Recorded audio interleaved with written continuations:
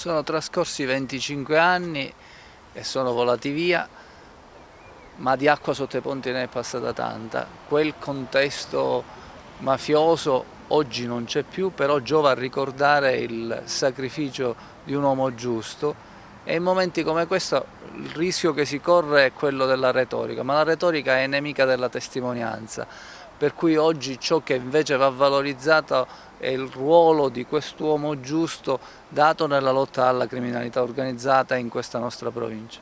Lei è intervenuto nella cerimonia in chiesa come ricordo personale del maresciallo Guazelli.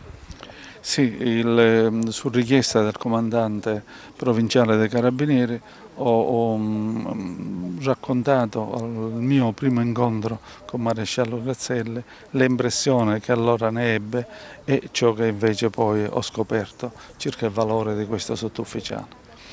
È un sottufficiale eccezionale, credo che sia stato il migliore investigatore che il comando gruppo dei Carabinieri abbia avuto qua ad Agrigento. Generale, ecco un attimo un ricordo, una sua impressione su questo momento. Lei ha fatto anche un intervento particolarmente interessante anche durante la cerimonia in chiesa. Direi che ricordare il maresciallo Giuliano Guazelli è un fatto doveroso per la memoria di un nostro caduto che si è sacrificato fino all'estremo sacrificio per adempiere i doveri istituzionali di rispetto della legge e di vicinanza alla popolazione.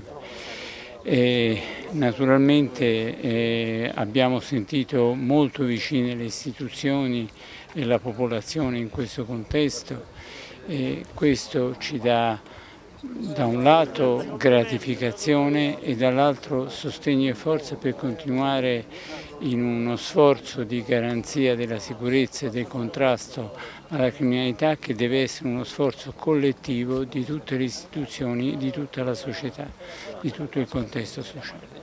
Che ricordo c'è all'interno dell'Arma oggi dopo 25 anni della figura di Guazelli? Sì, intanto abbiamo pensato di fare qualcosa di più complesso, di più articolato per l'importanza della ricorrenza 25ennale, che noi non dimenticheremo mai il maresciallo Guazelli, e in secondo luogo è ricordato in maniera continua da tutti per l'esempio che è stato come appartenente all'Arma. Un'affermazione durante la cerimonia di Guazelli in chiesa, lei ha affermato, collega, che la mafia secondo lei scomparirà. Ecco, in risposta a quella domanda della bambina che è stata fatta al prefetto stamattina nella scuola. Ecco, tu ti occupi sempre di questo fenomeno, che valutazione dare? Infatti proprio perché me ne occupo ormai da 40 anni e quindi poi sono nato anch'io in un ambiente mafioso, con dei parenti, mio padre fu ucciso, quindi conosco bene la materia e vi devo dire che le cose sono cambiate. La mafia scomparirà, non è questione di un anno o due, però finirà.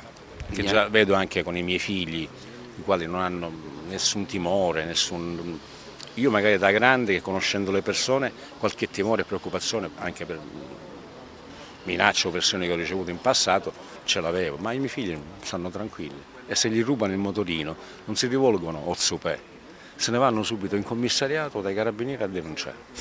Il segnale che si è cercato di lasciare e di lanciare è proprio quello del fare memoria con, perché solo condividendo un certo tipo di memoria si getta quel seme di cui tanto e più volte si parla, per quello che poi è la memoria del futuro, che deve avere le radici nel presente e anche nel passato.